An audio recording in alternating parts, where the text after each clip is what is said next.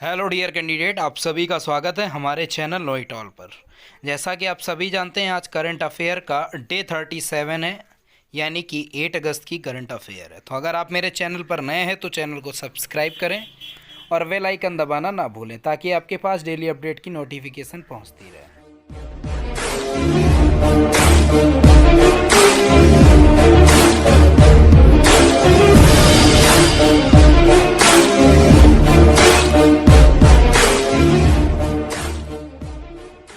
देखते हैं आज का पहला क्वेश्चन। निम्नलिखित में से किसे जम्मू कश्मीर के नए उपराज्यपाल के रूप में नियुक्ति किया गया है? ऑप्शंस है मनोज सिन्हा, संजय सिंह, विनय वाजपेयी या अजय कांत। तो आइए देखते हैं इसका सही आंसर। हाल ही में मनोज सिन्हा को जम्मू कश्मीर के नए उपराज्यपाल के रूप में नियुक्त किया गया है। यह फैसला जम्मू और कश्मीर के पूर्व उपराज्यपाल गिरीश चंद्र मुर्मू के इस्तीफे के बाद लिया गया है। गिरीश चंद्र मुर्मू ने 31 अक्टूबर 2019 को जम्मू और कश्मीर के पहले एलजी के रूप में शपथ ली थी। तो दोस्तों, इस क्वेश्चन का सही आंसर होगा मनोज सिन्हा, यानी उनको जम्मू कश्मीर का नया उपराज्यपाल नियुक्त किया गया है। तो आइए देखते हैं कि इसका कौन सा ऑप्शन सही होगा। तो ऑप्शन नंबर सही होगा आपका ए, यानी कि मनोज सिन्हा। देखते हैं आज का सवाल नंबर 2। जनरल कैटेगरी में आर्थिक पिछड़ों को 10% आरक्षण देने का मामला सुप्रीम कोर्ट के कितने जजों के संवैधानिक बेंच को रेफर कर दिया गया है? ऑप्शंस हैं 7 जज, 5 जज, 9 जज या 6 जज। तो सही आंसर है 5 जज। आइए देखते हैं एक्सप्लेनेशन में। उच्चतम न्यायालय ने जनरल कैटेगरी के आर्थिक पिछड़ों को 10% आरक्षण देने का मामला सुप्रीम कोर्ट के 5 जजों के संवैधानिक बेंच को रेफर कर दिया है। यह आरक्षण सामान्य श्रेणी के नौकरियों और प्रवेशों में आर्थिक रूप से कमजोर वर्गों को दिया गया है।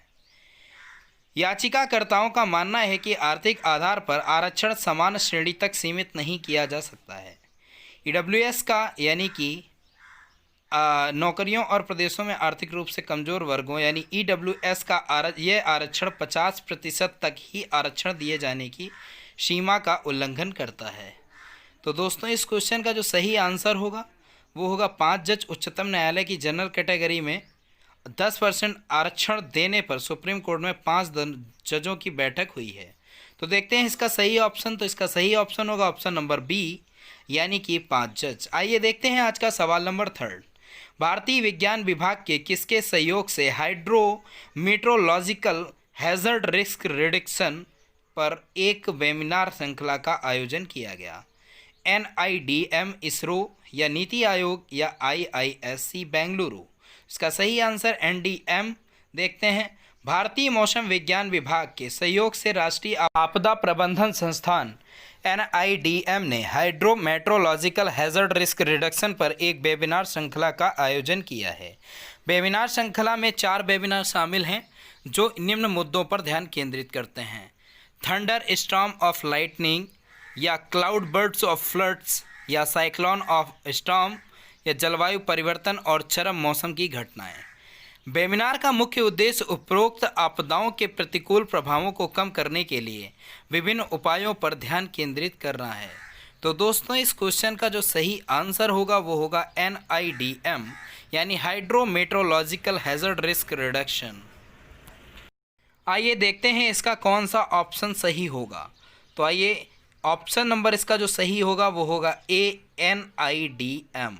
देखते हैं आज का सवाल नंबर 4।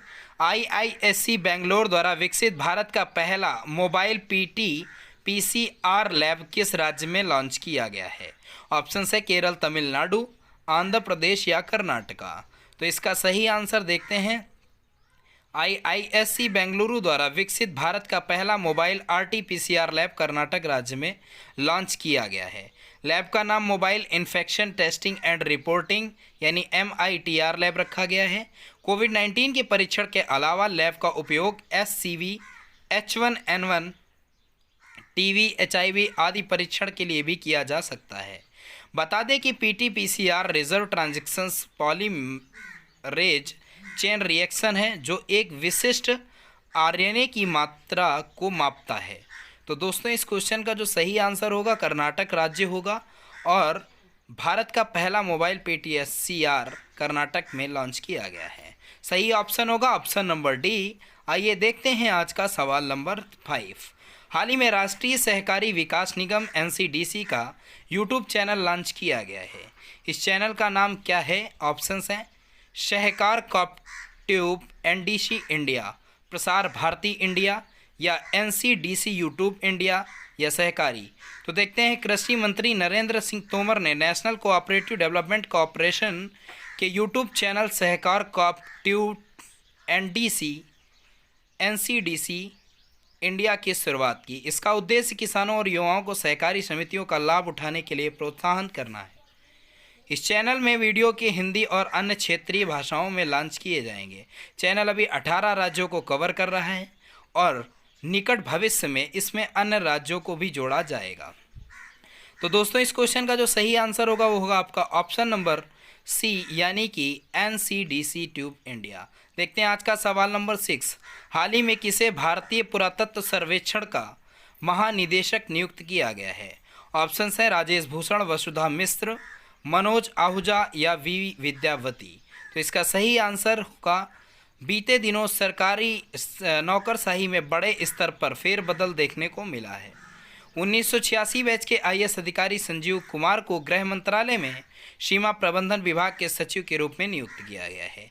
तेलंगाना कैडर की वसुधा मिश्र को यूपीएससी का नया सचिव नियुक्त किया गया है, जबकि वी विद्यावती को भारत पुरातत्व सर्वेक्षण का महानिदेशक नियुक्त किया गया है। वहीं मनोज आहूजा को केंद्रीय माध्यमिक बोर्ड शिक्षा यानी सीबीएसई का नया अध्यक्ष नियुक्त किया गया है। तो दोस्तों, इस क्वेश्चन का जो सही आंसर होगा वो होगा आपका ऑप्शन नंबर बी, यानी कि वसुधा मिश्रा। देखते हैं आज का सवाल नंबर 7। 13 मई को देश भर में फखरुद्दीन अली अहमद जयंती मनाई गई। फखरुद्दीन अली अहमद भारत के कौन से नंबर के राष्ट्रपति थे? ऑप्शंस है तीसरे नंबर, चौथे नंबर, पाँचवें नंबर या तो छठे नंबर। तो आइए देखते हैं इसका सही आंसर क्या होगा एक्सप्लेनेशन में। 13 मई को देश भर में फखरुद्दीन अली अहमद जयंती मनाई गई। राष्ट्रपति रामनाथ कोविंद ने राष्ट्रपति भवन में इस अवसर पर पूर्व राष्ट्रपति फखरुद्दीन अली को श्रद्धांजलि अर्पित की। वे 1774 से 1777 तक भारत के 5वें राष्ट्रपति रहे। वे भारत के दूसरे मुस्लिम राष्ट्रपति के रूप में चुने गए थे। डॉक्टर जाकिर हुसैन भारत के पहले मुस्लिम राष्ट्रपति थे। 11 फरवरी 1976 को अपने दैनिक नमाज में हिस्सा लेने की तैयारी के दौरान अपने कार्यालय में ही गिरने से उनकी मृत्यु हो गई थी। तो दोस्तों, इस क्वेश्चन का सही आंसर होगा ऑप्शन नंबर सी, यानी कि 5वें। देखते हैं आज का सवाल नंबर 8। हाल ही में एनर्जी ट्रांजिशन इंडेक्स 2020 जारी किया गया है। इसमें भारत को कौन सा स्थान मिला है? 74वां, 75वां, 76वां या 77 यानी 77वां। हाल ही में एनर्जी ट्रांजिशन इंडेक्स 2020 जारी किया गया है। इसी सूचकांक को वर्ल्ड इकोनॉमी फोरम ने भी जारी किया है। सूचकांक में स्वीडन को पहला स्थान मिला। स्विट्जरलैंड, फिनलैंड, डेनमार्क और नॉर्वे सूचकांक में टॉप 5 में काबिज रहने वाले व्यक्ति देश रहे। दुनिया की 115 अर्थव्यवस्थाओं के लिए जारी किए गए इस सूचकांक में हैती को आखिरी पायदान मिला। भारत इस सूचकांक में 74वें स्थान पर है। तो दोस्तों, इस क्वेश्चन का जो सही आंसर होगा वो होगा 74वां स्थान। हाल ही में एनर्जी ट्रांजिशन इंडेक्स 2020 जारी किया गया है उसके अनुसार। तो सही ऑप्शन होगा ऑप्शन नंबर ए, 74वां स्थान। देखते हैं आज का सवाल नंबर 9। बीते दिनों किस संगठन द्वारा ग्लोबल फॉरेस्ट रिसोर्सेज असेसमेंट 2020 जारी किया गया है? UNEP, FAO, WWF या IPCC? इसका सही आंसर होगा FAO। देखते हैं इसके एक्सप्लेनेशन में। हाल ही में ग्लोबल फॉरेस्ट रिसोर्सेज असेसमेंट 2020 नामक एक रिपोर्ट जारी की गई है। संयुक्त राष्ट्र की एक संस्था FAO यानी फूड एंड एग्रीकल्चर ऑर्गेनाइजेशन ने इसे लॉन्च किया है। रिपोर्ट के मुताबिक वैश्विक स्तर पर 2015 और 2020 के बीच डिफॉरेस्टेशन रेट में गिरावट देखी गई है, जबकि पिछले 30 सालों के भीतर दुनिया भर के 178 मिलियन हेक्टेयर जंगल नष्ट हो गए हैं। तो दोस्तों, इस क्वेश्चन का जो सही आंसर होगा वो होगा FAO यानी फूड एंड एग्रीकल्चर ऑर्गेनाइजेशन, यानी कि ऑप्शन नंबर जो सही होगा वो होगा B, FAO। देखते हैं आज का लास्ट क्वेश्चन और सवाल नंबर 10। निम्नलिखित में से कौन सा एक ओडिशा राज्य में स्थित नहीं है? ऑप्शन से भीतरकनिका वन्यजीव अभ्यारण्य, सिमलीपाल राष्ट्रीय पार्क या देवीगढ़ नेशनल पार्क या सरिस्का नेशनल पार्क। तो इसका सही आंसर होगा पर्यटन मंत्रालय ने देखो अपना देश श्रृंखला के तहत 18वें वेबिनार का आयोजन किया है। इस वेबिनार का विषय था Odisha India's best kept sacred.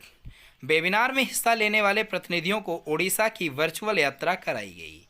Virtual यात्रा में ओडिशा की जिन जगहों को शामिल किया गया वे इस प्रकार हैं: भीतरकनिका वन्यजीव अभ्यारण्य, उदयपुर बीच या मंगल जोड़ी यूनिक वेटलैंड, सतपाड़ा, चिल्का झील या Similipal national park, Devigarh national park और हीराकुंड जलाशय पर स्थित इको टूरिज्म स्थल। यानी इसका सही आंसर होगा ऑप्शन नंबर डी, यानी कि सरिस्का नेशनल पार्क। ओके दोस्तों, thank you for watch my video and जय हिंद दोस्तों।